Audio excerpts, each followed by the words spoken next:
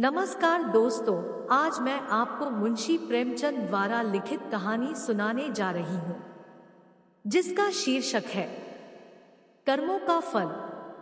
दोस्तों, आवाज जरूर मेरी है, लेकिन शब्द मुंशी प्रेमचंद जी के हैं। चलिए शुरू करते हैं।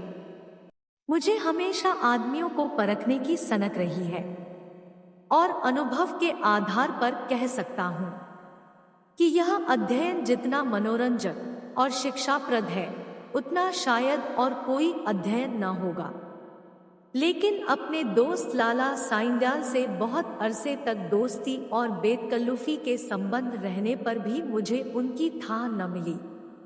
मुझे ऐसे दुर्बल शरीर में ज्ञानियों की सी शांति और संतोष देखकर आश्चर्य होता था, जो एक नाजुक पौधे की तरह मुसीबतों के झोंकों में भी अचल और अटल रहता था।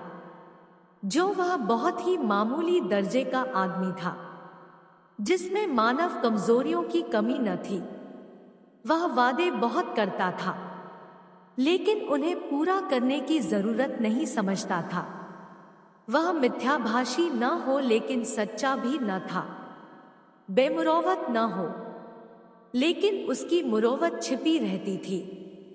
उसे अपने कर्तव्य पर पाबंद रखने के लिए दबाव और निगरानी की जरूरत थी।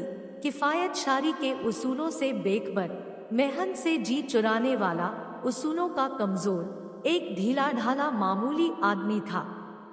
लेकिन जब कोई मुसीबत सिर पर आ पड़ती, तो उसके दिल में साहस और दृढ़ता की वह जबरदस्त ताकत पैदा हो जाती थी, जिसे शहीदों का गुण कह सकते हैं। उसके पास न दौलत थी, न धार्मिक विश्वास, जो ईश्वर पर भरोसा करने और उसकी इच्छाओं के आगे सिर झुका देने का स्रोत है। एक छोटी सी कपड़े की दुकान के सिवाय कोई जीविका न थी। ऐसी हालतों में उसकी हिम्मत और दृढ़ता का सोता कहाँ छिपा हुआ है, वहां तक मेरी अन्वेषण दृष्टि नहीं पहुंचती थी। बाप के मरते ही मुसीबतों ने उस पर छापा मारा। कुछ थोड़ा सा कर्ज विरासत में मिला, जिसमें बराबर बढ़ते रहने की आश्चर्यजनक शक्ति छिपी हुई थी। बेचारे ने अभी बरसी से छुटकारा नहीं पाया था कि महाजन ने नालिश की और अदालत के तिलस्मी अहाते में पहुंचते ही यह छोटी सी हस्ती इस तरह फूली, जिस तरह मशक फलती है। दिगरी हुई। जो कुछ जमाजथा थी, बर्तन भौड़े, हौडीत्वा, उसके गहरे पेट में समा गए। मकान भी न बचा। बेचारे मुसीबतों के मारे साइंदयाल का अब कहीं ठिकाना न था।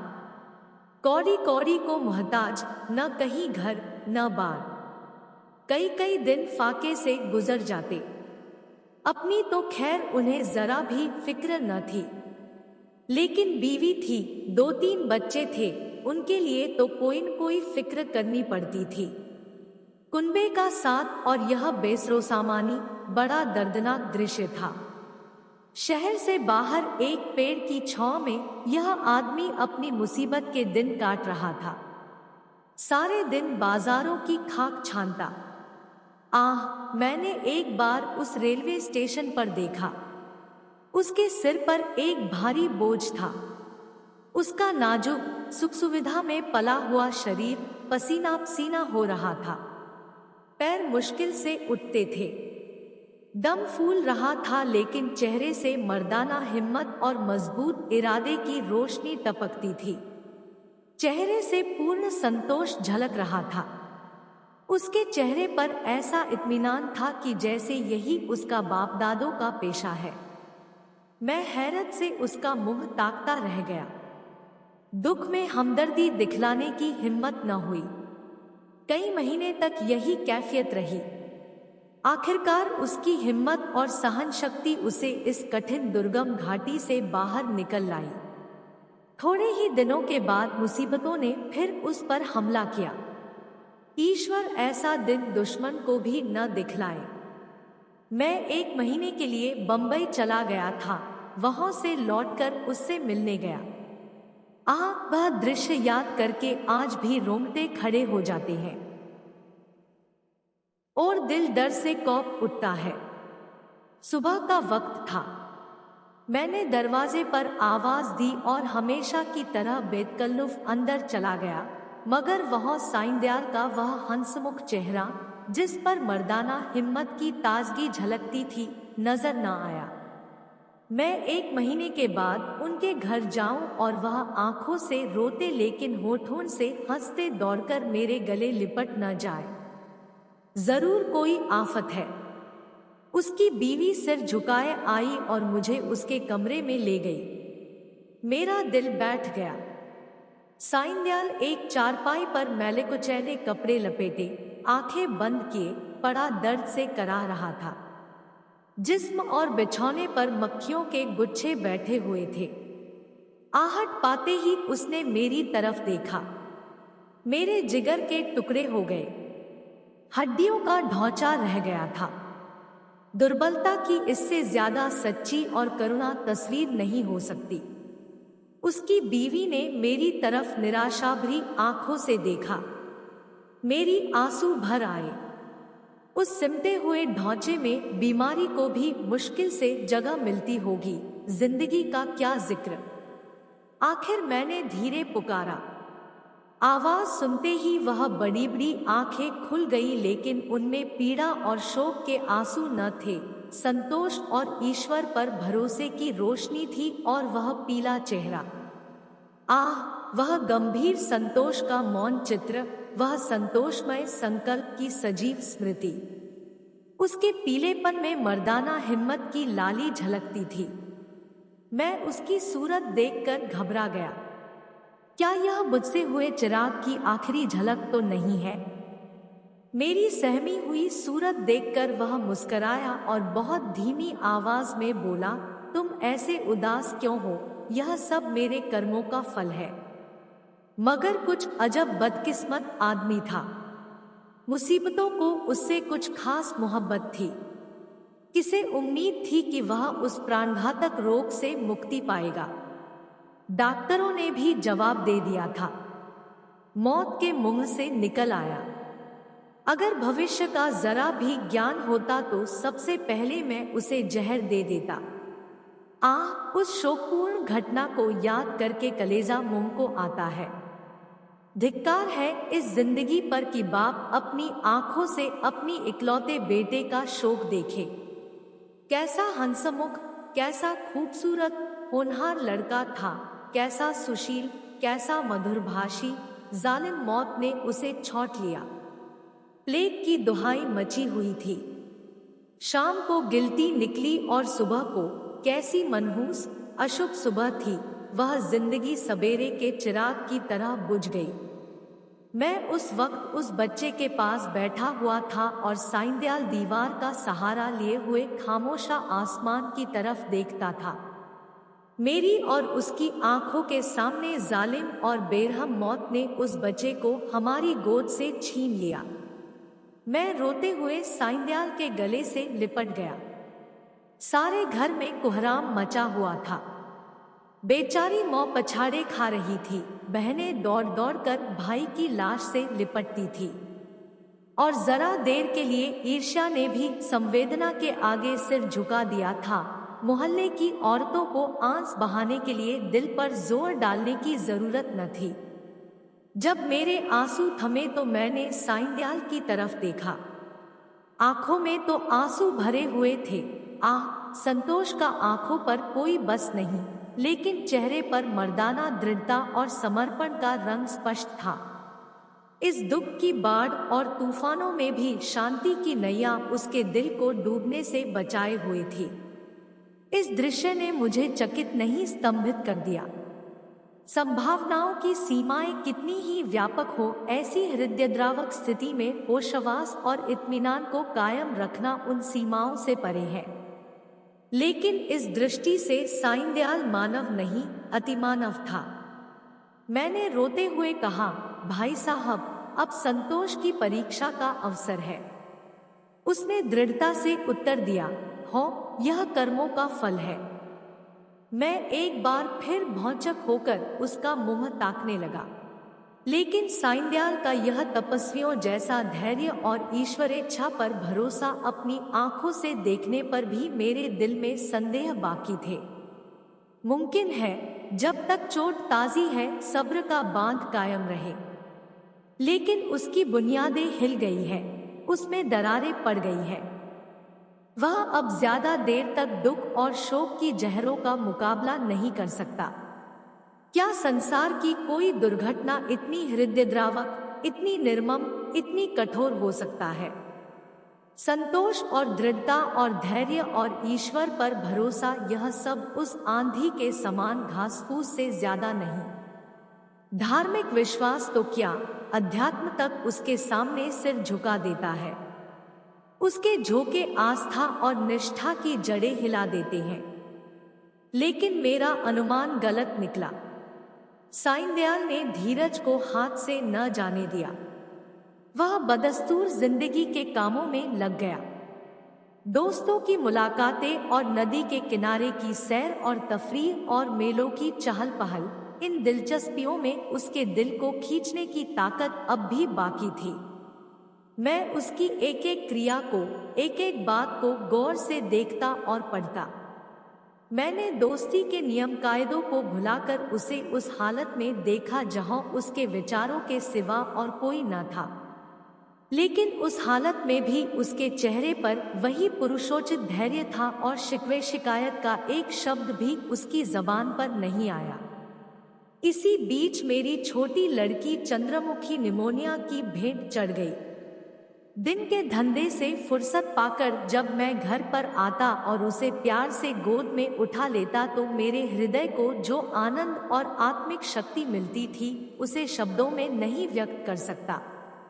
उसकी अदाएं सिर्फ दिल को लुभाने वाली नहीं, गम को भुलाने वाली है। जिस वक्त वह हुमक कर मेरी गोद में आती तो मुझे तीनों लोक की संपत्ति मिल जाती थी। उसकी शरारतें कितनी मनमोहक थी।